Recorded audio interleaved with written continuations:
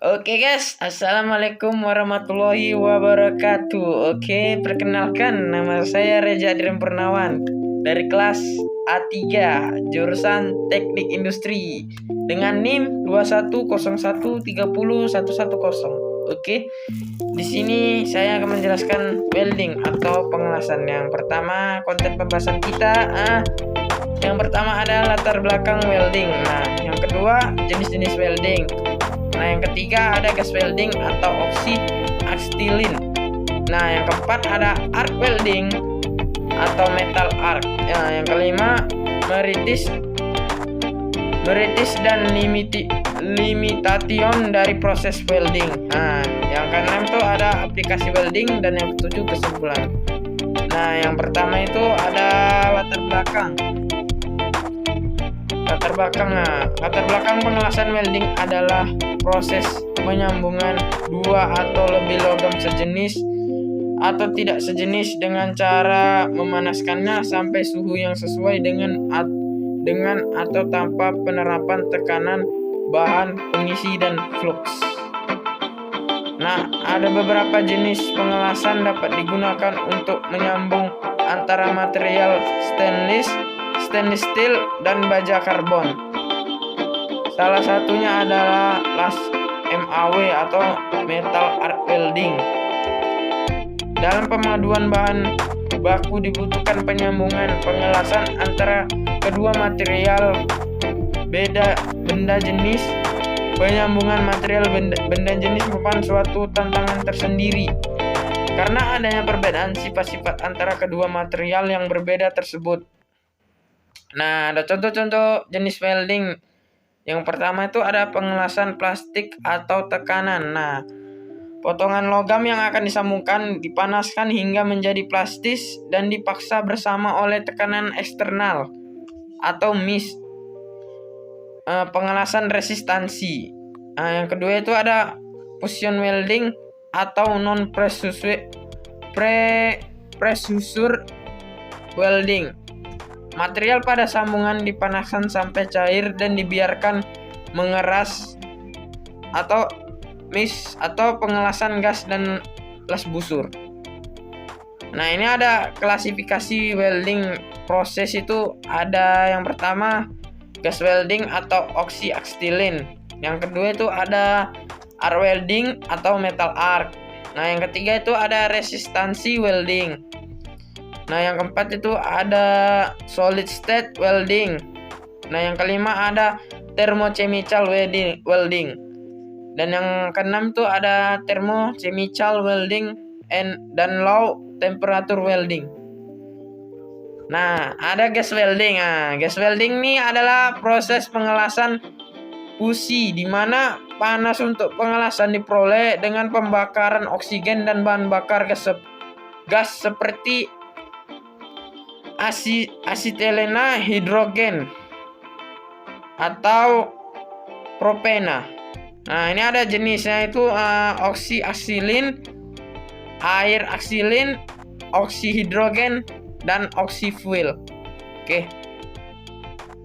Ketika kombinasi dari oksigen dan antisilena digunakan dalam proporsi yang benar atau menghasilkan nyala gas yang intens, prosesnya dikenal sebagai pengelasan oxy-acetylene.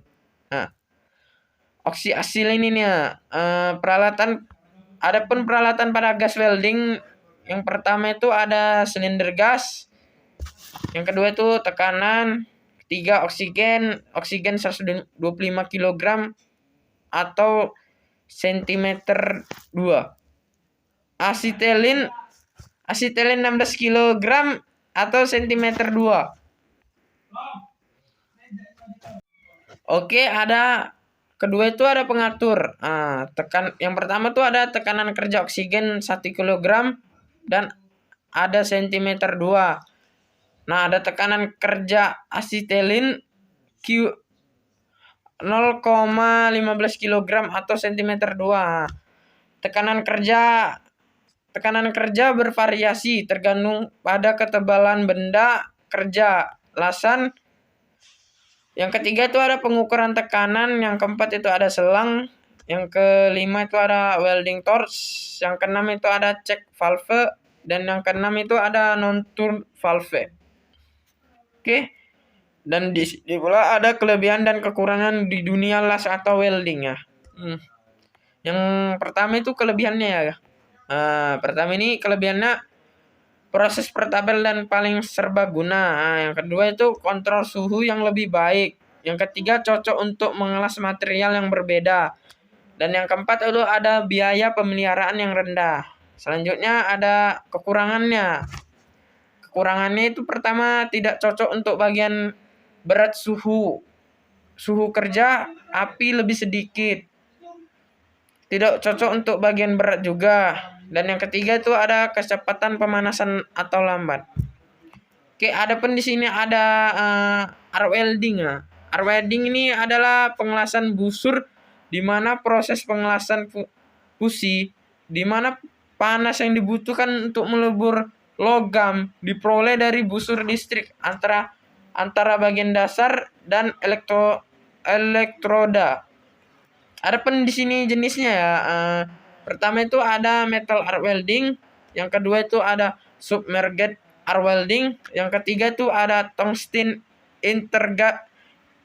inner gas welding. Nah, yang keempat itu ada metal inner gas welding. Nah, di sini pun ada peralatan, yaitu pertama elektroda. Nah, yang kedua itu ada perisai pelindung, yang ketiga itu ada sarung tangan, dan yang keempat itu ada sikat kawat, dan yang kelima itu ada palu penghancur, dan yang keenam ada kacamata. Nah, lanjut di sini ada metal arc welding. Yang pertama itu menggunakan busur listrik untuk menyatukan logam ya.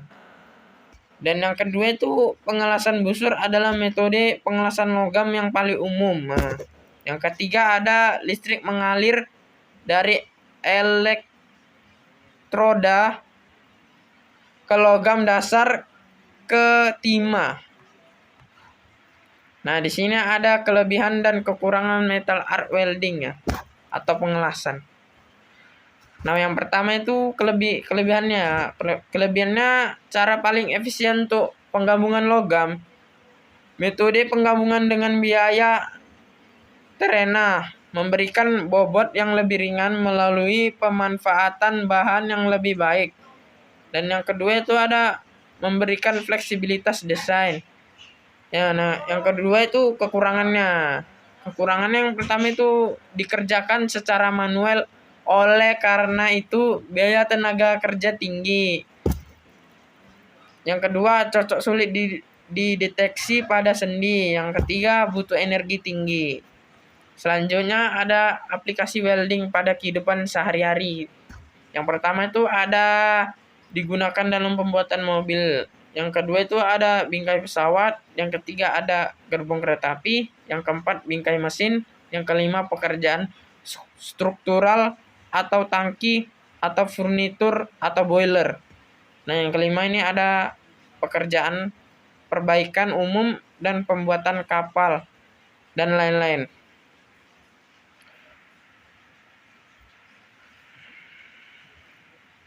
Nah, ini ada gambarnya, ini a picture is worth a thousand words. Nah, jadi kesimpulannya ini dalam hal ini kita belajar bahwa tentang penggunaan jenis pengelasan yang paling populer di industri.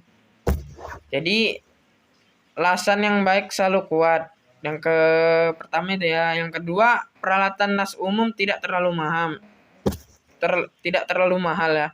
Yang ketiga itu tersedia peralatan las portable. Yang keempat, sejumlah besar logam dan paduan baik yang serupa dan yang berbeda dapat disatukan dengan pengelasan. Dan yang kelima ini pengelasan memungkinkan kebebasan yang cukup besar dalam desain.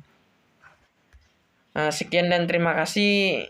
Bila ada kurangnya dari presentasi saya, mohon maaf sebelumnya. Semoga apa yang saya simpulkan dapat bermanfaat untuk kehidupan kita ya teman-teman. Oke. Sekian dari presentasi saya. Wassalamualaikum warahmatullahi wabarakatuh.